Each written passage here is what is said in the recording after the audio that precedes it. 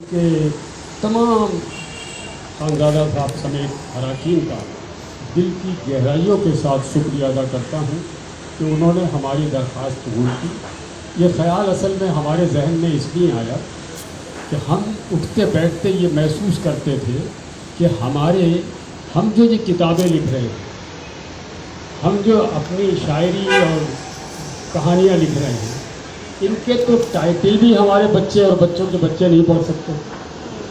ہم جب گھر میں جاتے ہیں، ہم اپنا ماضی یاد کرتے ہیں کہ جو ہماری ہمت نہیں ہوتی تھی ماں باپ کے سامنے سر پر ٹوپی اوڑھے بغیر، ہمارے بچے ہماری آمد پر نہ کوئی ہماری طرف سر اٹھا کر دیکھتے ہیں، نہ ہمارے سلام کے جواب دیتے ہیں۔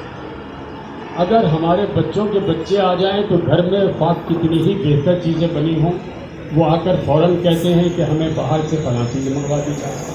تو اس خطرے کو محسوس کیا اور سب نے محسوس کیا کہ ہم آخر کہاں جا رہے ہیں۔ ہمارے بچے جو آنے والی نسل ہے وہ اس قوم کو جو 71 برس پہلے 20 لاکھ لوگوں کی قربانیوں کے بعد ہمیں یہ وطن ملا تھا، یہ ہمارا وطن کہاں جا رہا ہے؟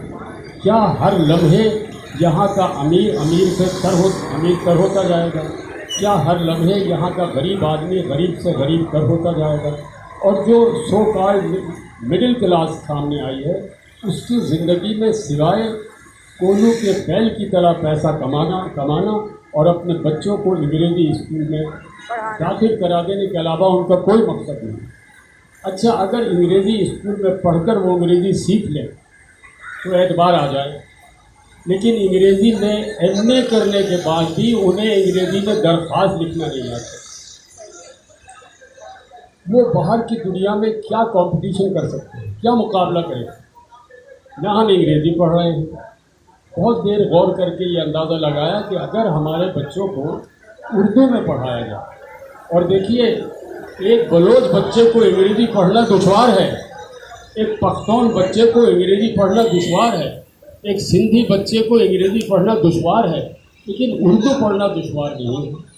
ہم اس لفظ کو اس لیے استعمال کرنے سے گریز کر رہے ہیں کہ یہ تاثر نہ پیدا ہو جائے۔ میں ایک بات اور عرض کرنا چاہتا ہوں کہ ہمارے صوبوں کو یہ خیال آتا ہے کہ اس چیز کا آغاز شاید ہم نے کیا ہے۔ دیکھیے، ہماری اب کوئی تہذیب نہیں رہی۔ وہ لوگ